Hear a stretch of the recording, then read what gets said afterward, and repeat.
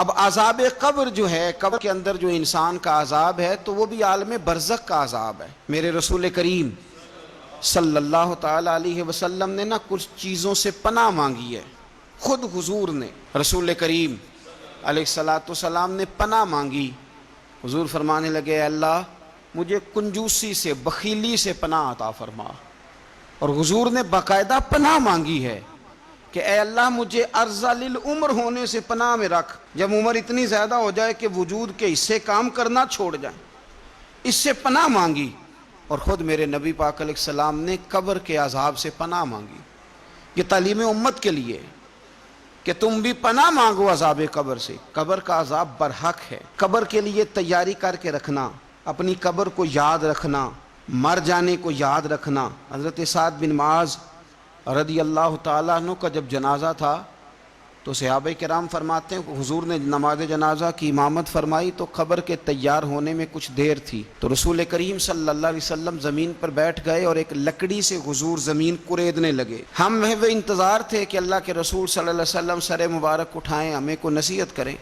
فرماتے حضور نے سر اقدس اٹھایا تو حضور کی آنکھوں میں آنسو تھے، اور رو کے حضور فرمانے لگے، رو کے کہ اس قبر کے عذاب سے رب کی پناہ مانگو اور اس کے لیے تیاری کر لو، یہ بڑا سخت دن ہے۔ رو کے حضور نے فرمایا، رو کے۔ آج تو لوگ مذاق بناتے ہیں، کچھ فقیر صوفی درویش کہلانے والے بھی، وہ کہتے ہیں یہ جو مولوی بتا رہا ہے نا قبر میں بچھو ہوں گے، سانپ ہوں گے، یہ تو مولوی اپنی قبر بتا رہا ہے، ہمارا اس سے کیا لینا دینا ہے۔ خدا سے ڈریں۔ وہ چیزیں جو احادیث مبارکہ میں آ گئیں، جس سے نبی پاک نے ہمیں ڈرایا، ہمیں سمجھایا، آپ اس تنبیہ کو، اس نصیحت کو آپ اس رنگ میں لیں گے کہ مذاق بنایا جائے گا دین کا، بجائے اس کے کہ اس سے ڈرا جائے۔ حضرت سیدنا براء بن عازب رضی اللہ تعالیٰ عنہ ارشاد فرماتے ہیں کہ میں نے نبی پاک صلی اللہ تعالیٰ علیہ وآلہ وسلم سے خود اس بات کو سنا ہے۔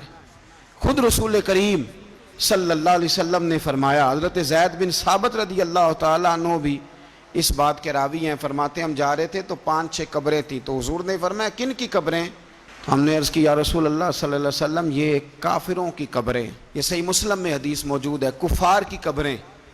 تو اللہ کے رسول صلی اللہ علیہ وسلم فرمانے لگے، ذرا حدیث کے لفظوں پہ غور کرنا، حضور فرمانے لگے اگر مجھے ڈر نہ ہوتا کہ تم اپنے مردوں کو دفن کرنا چھوڑ دو گے، اگر مجھے اس بات کا ڈر نہ ہوتا کہ تم اپنے لوگوں کو، مرنے والوں کو قبروں میں دفن کرنا چھوڑ دو گے، اگر یہ مجھے ڈر نہ ہوتا تو میں سناتا کہ قبر کے اندر کس طرح عذاب ہوتا ہے۔ تمہیں دنیا میں رہ کے میں سناتا، پر ڈر ہے کہ کہیں تم اپنے مرنے والوں کو قبروں میں دفن کرنا چھوڑ ہی نہ دو، اس لیے میں تمہیں یہ بات نہیں بتاتا۔ اور میرے رسول کریم صلی اللہ تعالی علیہ وآلہ وسلم نے پھر ارشاد فرمایا، اپنے غلاموں کی طرف نظر فرمائی، یہ بات کہہ کے کہ اگر مجھے ڈر نہ ہوتا کہ تم دفن کرنا چھوڑ دو گے تو تمہیں میں سنا دیتا کہ قبر میں کیا عذاب ہوتا ہے۔ پھر حضور نے صحابہ سے فرمایا چلو بھائی دوزخ کے عذاب سے اللہ کی پناہ مانگو۔ تو سب کہنے لگے ہم دوزخ کے عذاب سے اللہ کی، صحابہ نے کہا ہم دوزخ کے عذاب سے اللہ کی پناہ مانگتے ہیں۔ پھر نبی پاک صلی اللہ تعالی علیہ وسلم نے ارشاد فرمایا تم سب کہو کہ ہم قبر کے عذاب سے اللہ کی پناہ مانگتے ہیں۔ تو صحابہ نے کہا ہم قبر کے عذاب سے اللہ کی پناہ مانگتے ہیں۔ پھر میرے رسول پاک علیہ السلام نے فرمایا تم کہو، سارے یہ کہو کہ ہم ظاہری اور باطنی فتنوں سے اللہ کی پناہ مانگتے ہیں۔ تو صحابہ نے کہا کہ ہم ظاہری اور باطنی فتنوں سے اللہ کی پناہ مانگتے ہیں۔ پھر میرے محبوب علیہ السلام نے فرمایا تم کہو کہ ہم دجال کے فتنے سے اللہ کی پناہ مانگتے ہیں۔